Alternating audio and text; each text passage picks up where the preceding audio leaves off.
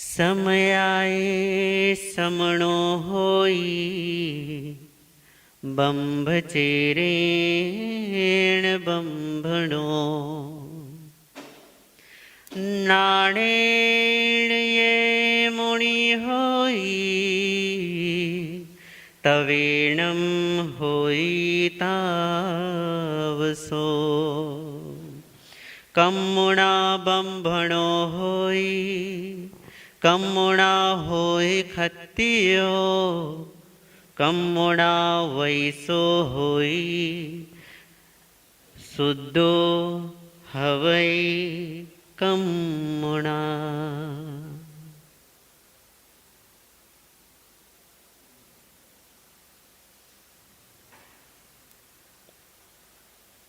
समय आए समणो होई, समता से शमन होता है। बंभचेरेण बंभणो, ब्रह्मचर्य से ब्राह्मण होता है। नाणेण ये मुनि होई, ज्ञान से मुनि होता है। तवेणम होई तावसो, और तपस्या से तापस या तपस्वी होता है। कम्मुणा बंभणो होई, कर्म से ही ब्राह्मण होता है।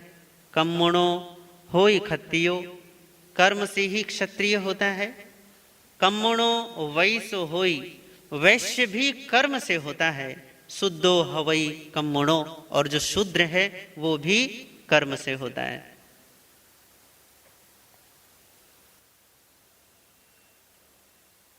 आज के इन दो सूत्रों में परमात्मा ने अध्यात्म के और व्यवहार के कुछ सूत्रों को पुनः हमारे समक्ष प्रस्तुत किया है और हमें समझाने की कोशिश की है।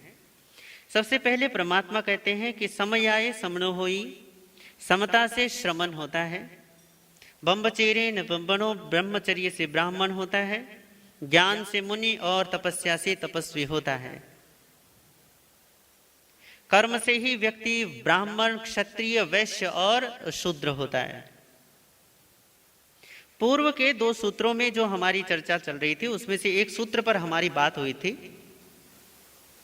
उसी सूत्र में जो ब्राह्मण की परिभाषा दी है, ब्राह्मण की परिभाषा हमें प्रस्तुत की है परमात्मा ने, वो है कि जैसे जल में पैदा होने के बाद भी कमल जल से लिप्त नहीं होता, ऐसे ही जो काम और भोगों में लिप्त नहीं होता उसे हम ब्राह्मण कहते हैं। कमल कहाँ पैदा होता है? जल में। और पर जल में पैदा होने के बाद भी, कीचड़ में उत्पन्न होने के बाद भी कमल का एक जो नाम है ना, वो है पंकज। क्या? पंकज। एक और नाम है नीरज। पंकज और नीरज। नीर कहते हैं जल को, और अज कहते हैं उसमें पैदा होने वाले को। जो नीर में पैदा हुआ है वो नीरज है। पंकज अर्थात पंक में उत्पन्न होने वाला। कीचड़, पंक किसको कहते हैं? कीचड़ को कहते हैं। तो कीचड़ में पैदा होने वाला उसको हम क्या कहते हैं? पंकज। नीरज कहो, पंकज कहो, मतलब एक ही है, कमल। पर गजब की बात यह है कमल के साथ कि पैदा तो होता है कीचड़ में, वही उसकी पैदाइश है। यदि आप उसे कहीं किसी मतलब जो गार्डनिंग जो होती है ना घरों में, है ना, किसी गमले में या किसी अच्छे स्थान पर या किसी खेत में, आप ये सोचो कि हम खेती करेंगे इसकी। यदि आपको खेती भी करनी है तो भी आपको उसके लिए क्या पैदा करनी होगी? वही सिचुएशन, वही पानी, वही कीचड़ पैदा करना होगा। उसी में ही कमल खिलेगा, अन्यथा कमल नहीं खिलने वाला। तो कमल की यही उसकी खूबी है कि हमारे भारतीय जो तीन धर्म मेन हैं, तीन संप्रदाय, एक है वैदिक, दूसरा है जैन और तीसरे हैं बौद्ध। इन तीन धर्मों में यदि आप देखो तो कमल के फूल को बड़ी महत्ता प्राप्त है, बहुत ज्यादा। आप अगर देखो तो ज्यादातर देवी देवताओं को आप कमल के फूल पर विराजमान देखोगे। और हमारे तो जितने भी तीर्थंकर हैं, 24 के 24 तीर्थंकरों की ज्यादातर मूर्तियां यदि पद्मासन में मिलेंगी तो आपको किसके फूल पर मिलेंगी? कमल के फूल पर।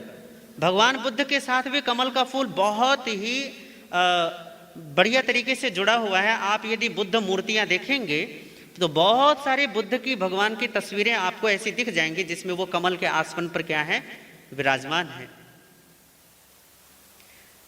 कमल का फूल इतना छोटा सा होता है, बहुत ज्यादा बड़ा नहीं होता। आपने यदि देखा हो तो बहुत बड़ा नहीं होता, इतना बड़ा नहीं होता कि आप या हम जैसे लोग उस पर क्या हो सके, बैठ सके। इतना बड़ा तो नहीं होता ना, यह होता है, छोटा सा होता है। हाँ, मतलब बहुत छोटा भी नहीं, पर ठीक ठाक होता है, पर इतना भी बड़ा नहीं होता कि हम या आप उस पर क्या हो जाएं, जाकर विराजमान हो जाएं। पर आप ये देखो कि ये कमल का फूल सारे देवी देवताओं के साथ जुड़ा हुआ है। जहां विष्णु की प्रतिमा को यदि वो खड़े होंगे तो कमल के फूल पर उनको खड़ा हुआ दिखाया जाएगा। यदि वो लेटे या बैठे होंगे तो उनको शेष नाग पर उनको विश्राम करते हुए दिखाया जाएगा। पर जहां यदि वो खड़े हैं तो खड़े होने का मतलब है कि वो कमल के फूल पर क्या होंगे, खड़े होंगे। देवी सरस्वती, देवी महालक्ष्मी, यदि इनको आप देखेंगे तो ये भी कमल के ही आसन पर हैं। और महालक्ष्मी का तो एक नाम ही क्या है, कमला। कमला का मतलब कमल के आसन पर विराजमान होने वाली, उसका नाम क्या है, कमला है। देवी सरस्वती का नाम, लक्ष्मी का नाम, पार्वती का नाम, एक एक नाम उनका पद्मिनी भी है। पद्मिनी का मतलब पद्मा, पद्मिनी मतलब क्या हुआ, जो कमल से जिनका कोई ना कोई किसी न किसी प्रकार का संबंध है। आप ये देखो कि इन देवी देवताओं को लो, तीर्थंकरों को लो, भगवान बुद्ध को लो, क्यों इनको कमल के साथ क्यों इतना जोड़ दिया गया। फूल तो और भी हैं, गुलाब है, चमेली है, चंपा है, मोगरा है, गेंदा है ये नहीं है, फूल तो अनेक प्रकार के हैं ना। परंतु इन देवी देवताओं के साथ, इन परमात्मा के शक्तियों के साथ कमल का फूल क्यों जोड़ा गया, कारण केवल एक ही है, और वो कौन सा है, वो इसकी खूबी ये है कि जल में पैदा होने के बाद, कीचड़ में रहने के बाद भी कीचड़ में नहीं रहता, उससे क्या हो जाता है, ऊपर उठ जाता है। जल में है परंतु जल में नहीं है, ये बड़ी गजब की बात है कमल के साथ। जल में है पर जल में नहीं है। कीचड़ में पैदा होगा परंतु कीचड़ में जिएगा नहीं, कीचड़ से और जल से क्या हो जाता है, ऊपर उठ जाता है। इसी खूबी ने ज्ञानियों के मन को आकृष्ट किया है कि ज्ञानी का लक्षण क्या होता है। ये जितनी भी शक्तियों के साथ कमल का फूल जोड़ा गया है, चाहे वो महालक्ष्मी, सरस्वती, विष्णु, कृष्ण, बुद्ध, महावीर, तीर्थंकर जितने भी हैं, इनके साथ कमल के फूल को जोड़ने का केवल एक ही मतलब था, और वो मतलब सिर्फ इतना है कि लोग इस प्रतीक को समझ सकें। और प्रतीक ये है कि जहां हो वहां से ऊपर क्या हो जाओ, ऊपर उठ जाओ। रहने के लिए आपको उसी घर में रहना होगा, उसी संगठन में रहना होगा, उसी संघ में रहना होगा, उसी परिवार में, उसी बाजार में रहना होगा। परंतु जैसे कमल का फूल कीचड़ में रहकर भी कीचड़ में लिप्त नहीं होता, पानी में रहकर भी पानी से लोटपोट नहीं होता, पानी से क्या हो जाता है, ऊपर उठ जाता है, कीचड़ से ऊपर उठ जाता है। यही बात ज्ञानियों ने भी कही है, भगवान महावीर भी यहाँ पर कहते हैं कि जैसे कमल जल में पैदा होकर भी जल से लिप्त नहीं होता, ऐसे ही जो ब्राह्मण होता है, जो श्रमण होता है, जो ज्ञानी होता है, वो काम भोगों में रहते हुए भी काम भोगों से लिप्त नहीं होता, कि संसार में रहते हुए भी संसार से लिप्त नहीं होता। घर में मैड आती है, काम करने वाली, क्या बोलते हो, काम वाली भाई, कुछ तो मौसी बोलते हैं, यहाँ तो माउसी बोलते हैं ना। अब देखो, जो घर में आती है काम करने वाली, वो जिनका घर होता है ना, उनसे भी ज्यादा अच्छे तरीके से काम करती है। बताओ करती नहीं करती, करती है ना, क्योंकि उसको तो पैसे लेने हैं ना। अगर थोड़ी गंदगी रह गई, थोड़ी कमी रह गई, तो भैया डांट पड़ेगी कि ये क्या छोड़ दिया। वो आपसे भी बेहतर ढंग से आपके घर की सफाई करती है। कई बार बच्चों को संभालने के लिए भी आया रख दी जाती है, वो बच्चों को संभालती है, घर में बहुत सारे काम करती है। पर एक चीज है, बच्चे खिलाने के बाद बच्चे को नहलाती, धुलाती, खिलाती, पिलाती, सब ध्यान करती है, सारे काम घर के करती है, बिल्कुल वैसी जैसे वो उसका अपना घर हो। पर दिल में उसके क्या रहता है, ये घर मेरा नहीं है, ये घर मेरा, ये बच्चा मेरा नहीं है, ये घर मेरा नहीं, ये बच्चा मेरा नहीं, ये परिवार मेरा नहीं। इसलिए काम तो करती है पर ध्यान कहाँ रहता है उसका, कहाँ रहता है? बिल्कुल कहीं और रहता है। अभी नई नई मेड घर में आई थी, नई नई आया, अभी उसने तो जो घर का जो बालक था वो स्कूल गया हुआ था, तो बच्चे की माँ ने मेड को कहा कि तुम एक काम करो, ये मैंने उसका टिफिन तैयार कर दिया, तुम जाओ स्कूल में और ये स्कूल है, ये उसका एड्रेस है, और जाके वहां क्या कर देना, बच्चे को ये टिफिन दे देना, तो उसको खिला के आ जाइए। उसने कहा ठीक है। वो गई स्कूल में, पर जाने से पहले उसने पूछा कि मैं आपके बच्चे को पहचानूंगी कैसे? क्या बोली? कि आपके बच्चे को पहचानूंगी कैसे? कोई पहचान तो होगी। तो माँ ने कहा कि स्कूल में जो सबसे ज्यादा सुंदर बच्चा हो, समझ जाना कि वही है, जो सबसे सुंदर हो, जो सबसे अलग दिखे। तो क्या करे, ठीक है। और मैं टिफिन लेके कहाँ पहुंच गई? स्कूल में। और शाम को जब वो बच्चा जब वो घर लौटा, उसने शिकायत आती कर दी कि मम्मी आज आपने टिफिन क्यों नहीं भेजा? तो क्या करे, टिफिन तो मैंने भेजा था। करे नहीं, मुझे तो कोई टिफिन नहीं मिला। और पकड़ा, माँ ने मेड को पकड़ा कि भाई तुझे टिफिन दिया था खाने के लिए, बच्चे के लिए, टिफिन कहाँ गया? करे जी टिफिन तो मैंने बच्चे को खिला दिया। करे किसके बच्चे को खिलाया? करे अपने बच्चे को। ले, करे मैंने दिया था अपने बच्चे को और तूने खिला दिया अपने बच्चे को। करे हाँ, आपने ना एक बात बोली थी कि स्कूल में जो सबसे सुंदर बच्चा हो उसको खिलाना, तो मुझे मेरे बच्चे से सुंदर कोई दिखाई नहीं दिया, है या नहीं? मुझे मेरे बच्चे के अलावा और कोई सुंदर नजर ही नहीं आया। ये तो माँ की नजर है कि बच्चा चाहे कैसा भी हो, उसके लिए तो अपना बच्चा राजा बेटा ही होता है, चाहे वो बिल्कुल कंगाली के उसमें हालात में हो, परंतु अपना बेटा कौन सा बेटा है? राजा बेटा है। पर इतना होने के बाद भी एक चीज है कि उस घर में उन बच्चों का, उस परिवार का, उस सारे के सारे उसमें कई बार तो इतने दिल जुड़ जाते हैं कि उस घर परिवार में वो अपने जैसे ही हो जाते हैं। पर फिर भी उनके दिल में एक बात रहती है कि ये घर मेरा नहीं, ये बच्चे मेरे नहीं हैं। अब आप बताइए कि आपको ख्याल है कि ये घर आपका नहीं है? ख्याल है या नहीं है? हैं? ये कहीं बहम तो नहीं पाल लिया कि हाँ वो सरकारी कागजातों को देख के थोड़ा सा ख्याल आ गया हो, सपने देखने लगे हो, सपने सुहाने लड़कपन के, कहीं सपने आने लगे हो कि हाँ भैया कागजात तो हैं ही हमारे, तो जमीन किसकी हुई, घर किसका हुआ? बताओ। दुकान के कागजात तो रखते हो या नहीं रखते? बताओ, रखे नहीं रखे?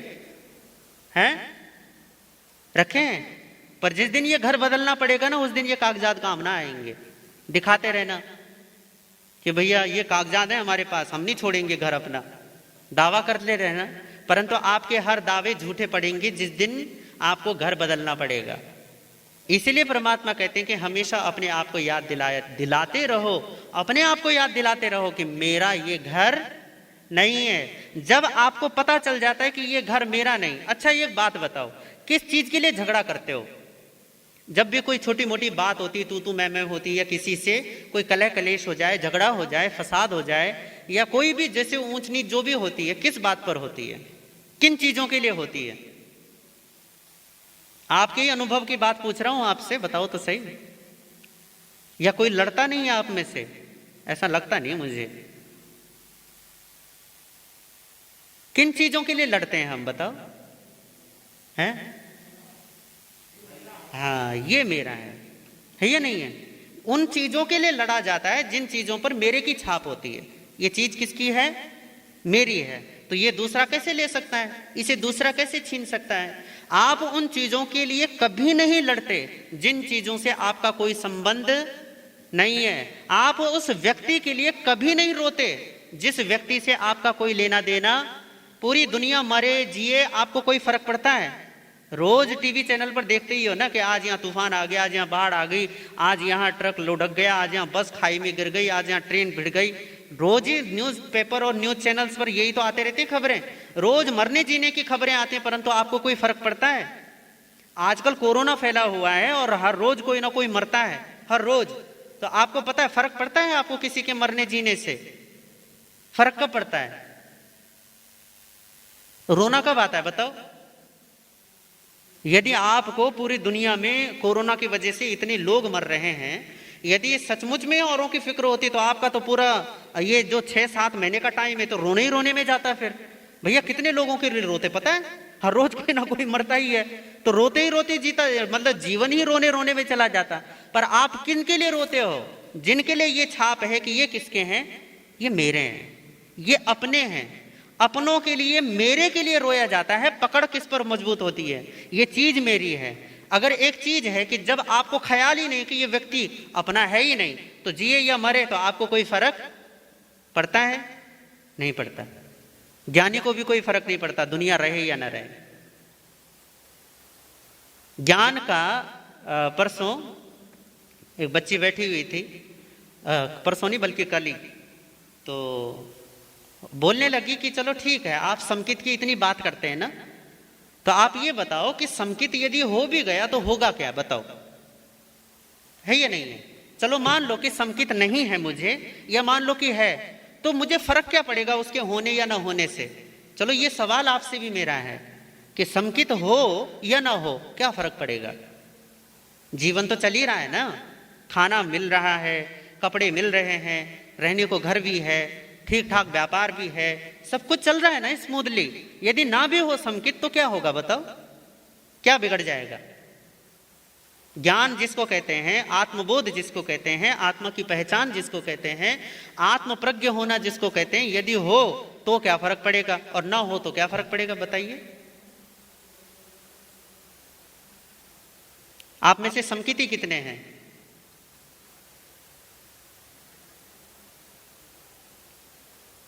चलो बात छोड़ो इसको, समकित की इच्छा वाले कितने हैं? कुछ हाँ ना तो बोलो। किसी को चाहिए समकित? नहीं चाहिए। बहनों को तो चाहिए, भाइयों को मुझे नहीं लगता इनको चाहिए। इनको दुकान की ज्यादा चिंता रहती है ना। आपको क्या है, आपको दुकान थोड़ी ना करनी पड़ती, दुकान तो इनको करनी पड़ती है ना? है समकित ही है। चलो ये बहुत अच्छी बात है। बात सिर्फ इतनी सी है कि यदि ना हो समकित तो क्या फर्क पड़ेगा? सवाल ये है, ना भी हो तो क्या फर्क पड़ेगा? कोई फर्क पड़ने वाला है? अभी तक तो कोई फर्क ना पड़ा, अब क्या फर्क पड़ने वाला है बताओ? रोटी यूं तो है नहीं कि समकित मिलने के बाद कोई रोटी ज्यादा बढ़िया मिलने लग जाएगी। रोटी में वैसे ही स्वाद आने वाला है जैसे अभी आता है। इससे ज्यादा यूं नहीं कि उसमें गेहूं के आटे में कुछ ज्यादा मिठास आ जाएगी, नहीं नहीं, वो वैसे ही रहने वाला है। दुनिया वैसी ही रहने वाली है, घर परिवार वैसे ही रहने वाला है, समकित हो या न हो। यदि आप मिथ्यात्वी हैं तो भी ऐसे ही रहने वाला है, और समकित हैं तो भी सब कुछ ऐसे ही रहने वाला है। तो फिर फर्क क्या पड़ेगा? कहां फर्क पड़ने वाला है? यही फर्क पड़ने वाला है, ये जो जल में कमल की तरह। कहां फर्क पड़ेगा? जल में कमल की तरह, इसी में फर्क पड़ेगा। अभी हालात ये है कि हम जल में दो चीजों को पंकज कहा जाता है। एक कीड़ा जो जल कीचड़ में पैदा होता है ना, उसको भी पंकज कहते हैं। क्यों? क्योंकि वो कीचड़ में पैदा होता है। समझ गए? कीड़े को भी पंकज कहते हैं, कमल के फूल को भी पंकज कहते हैं। परंतु हम कीड़े को, जो कीचड़ में जन्म लेने वाला है, वो वहीं कीचड़ में जन्म लेता है, वहीं रहता है, वहीं जीता है, और एक दिन वहीं क्या हो जाता है? मर जाता है। पर कमल के फूल के साथ ऐसा नहीं है। कमल का फूल जन्म लेगा पर उठ जाएगा ऊपर, कीचड़ में जिएगा नहीं। अब आप बताइए कि आप कीचड़ में रह रहे हो या नहीं? कीचड़ को जीवन तो नहीं बना लिया अपना, है? असल चीज तो यही है ना। उसी काम से हमारा जन्म होता है, पर काम से राम की तरफ की यात्रा चल रही है या नहीं चल रही? काम से राम तक, राम की तरफ चल रहे हो या नहीं चल रहे? इतना होश है कि काम में तो जीवन हमने जिया है, हम उसी में हमारे पैदा होने की संभावना ही तब है जब काम की उपस्थिति हो। काम ना हो तो हम और आप कहां से होते, बताओ? होते बगैर काम के, बगैर भोग के हमारा जीवन नहीं हो सकता। पर बात यह है कि भोग में जीवन होगा, पर क्या भोग में ही जीवन जीना होगा? क्या काम में ही जीवन को रखना होगा? ये जरूरी नहीं है। आप इस जीवन को ऊपर उठाकर राम तक क्या कर सकते हो? पहुंचा सकते हो। परंतु ये कब होगा? ये तभी होगा जब आपको इतनी अनासक्ति होगी, भीतर में एक इतना भावबोध प्रगाढ़ होगा कि जहां मैं रह रहा हूं ये घर मेरा नहीं, ये परिवार मेरा नहीं। हाँ, व्यवहार के लिए माता भी, पिता भी, पति भी, पत्नी भी, बच्चे भी, ये सारे रिश्ते नाते संभाले जाते हैं, किए जाते हैं, निभाए जाते हैं। परंतु बात भीतर में केवल एक बात पक्की रहती है कि ये सब कुछ मेरा नहीं है। नहीं रहना नहीं देश बिराना है। ये देश क्या है, ये मेरा नहीं है, ये घर मेरा नहीं है। कभी कभी काम धंधे के लिए दूर चले जाते हैं ना लोग, दूसरे दूसरे शहरों में चले जाते हैं, खूब काम करते हैं, खूब मेहनत करते हैं, खूब पैसा कमाते हैं, परंतु हमेशा मन में एक बात होती है कि चाहे कितना भी पैसा कमा लें, एक दिन तो अपना ये शहर छोड़ के मुझे कहाँ जाना है, अपने घर वापस लौटना है, अपने घर वापस जाना है। अपने घर जाने का मतलब यही है कि चाहे कितना भी यहाँ घर बना लो, परिवार बसा लो, पर एक बात याद रखो कि मुझे अपने घर वापस लौटना है। एक छोटी सी कहानी मैं आपसे कहूं और फिर बात खत्म करूंगा कि भगवान यदि कहते हैं ना कि समता से श्रमण होता है, तो कैसे समता से श्रमण होता है, किसको कहते हैं समता और क्या है श्रमण होना। तो ये जापान के एक भिक्षु की कहानी है जो एक लगभग एक काफी अच्छे खासे नगर के बाहर रहा करते थे। उस नगर में उनका बड़ा सम्मान था, बड़ी प्रसिद्धि थी और ज्ञानी थे, आत्मबोध से संपन्न महापुरुष थे। बड़े लोग उनके दर्शनों के लिए, प्रवचन सुनने के लिए आया करते थे। तो उसी नगर में एक बहुत बड़ा सेठ रहता था और उस सेठ की एक लड़की, ये सेठ भी जो है अपने पूरे परिवार के साथ इन संत महात्मा जी का क्या है, भक्त है, उनका भक्त परिवार है। तो लड़की जो है, उस लड़की का संबंध, उसका प्रेम संबंध किसी लड़के के साथ हो जाता है और लड़का थोड़ा सा ऐसी आवारागर्द टाइप का था, या कह सकते हैं कि लड़का उनकी अपनी जाति का ना रहा होगा, अपने खानदान जितना होता है ना कि भैया हमारे स्तर का तो होना चाहिए, हमारी बराबरी का तो हो, बराबरी का ना होगा। तो लड़की का उसके साथ जो संबंध था, उसकी वजह से लड़की को गर्भ रह गया। अब ये अविवाहित संबंध, अभी शादी हुई नहीं, ऊपर से बच्चे की तैयारी, माता पिता को बड़ा वो हुआ, रोष आया लड़की पे कि ये क्या किया तुमने, बताओ ये है किसकी गलती, ये किसकी वजह से हुआ। अब लड़की को लगा कि यदि मैंने उस लड़के का नाम बता दिया, अब जो परिवार है खूब दबदबे वाला रहा होगा, तो लड़की को एकदम से बेचारी को डर लग गया कि यदि मैंने लड़के का नाम बता दिया तो लड़का, ये तो सब क्या कर देंगे लड़के को, ये तो लड़के को मार देंगे। तो लड़के को बचाने के लिए लड़की ने झूठ बोल दिया कि ये जो बच्चा है मेरे पेट में, ये उस साधु का है जिसके हम दर्शन करने के लिए जाते हैं। अब लड़की ने जैसे ही कहा तो लड़की के सारे परिवार वाले, हैं ये उसका करें, हाँ पक्का उसी का, चाहे आप चाहो तो आप पूछ लो, यदि आपको यकीन नहीं होता है तो आप पूछ लीजिए चलकर।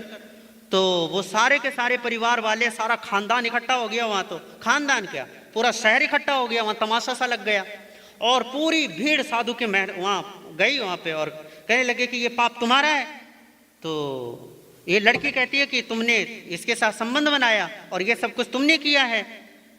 तो महात्मा जी क्या बोले पता है, अच्छा ऐसी बात है, और इसके अलावा और कुछ नहीं। दो चार उनके बड़े थप्पड़ लात घूंसे जो उन्होंने मारने थे गुस्से में मारे और लौटकर वापस आ गए। समय आने पर लड़की ने बच्चे को जन्म दिया, पर क्योंकि वो सब गुस्से में थे उन्होंने कहा ये बच्चा हमारे घर में नहीं रहेगा, इस बच्चे को क्या करो, निकालो घर से। तो उस बच्चे को लिया और जाकर उस महात्मा को पटक दिया उसकी गोद में, ले ये तेरा पाप है, इसको तू ही संभाल, इससे हमारा कोई लेना देना नहीं। महात्मा जी ने फिर से कहा अच्छा ऐसी बात है, फिर से वही अच्छा ऐसी बात है, और ऐसी बात करके उस बच्चे को क्या कर लिया उन्होंने, रख लिया। अब भैया बच्चा तो छोटा सा है, उसको तो भूख प्यास भी लगेगी। अब बच्चे को दूध पिलाने के लिए महात्मा जी निकल पड़े शहर में कि भैया कोई दूध दे दो, मेरे को कुछ नहीं देते तो इस बच्चे के लिए तो कुछ दे दो। पर कहते हैं ना कि जब लोग मुंह फेरते हैं तो कैसे मुंह फेरते हैं, पता है आप लोगों को भी अनुभव होगा ना। अब वहां तो महात्मा जी पर इतना बड़ा आरोप था। पता है दुनिया में जब लोगों को कुछ नहीं मिलता ना किसी पर आरोप लगाने के लिए, तो सिर्फ एक ही चीज रह जाता है, जब दूसरे को गिराना हो, और वो क्या है, उसके चारित्र पर दोष लगा दो, उसके चारित्र पर उंगली उठा दो, चाहे कुछ हो या ना हो, पर एक बारगी को तो सब सख्ते में आ ही जाएंगे कि भैया ये क्या बात हुई।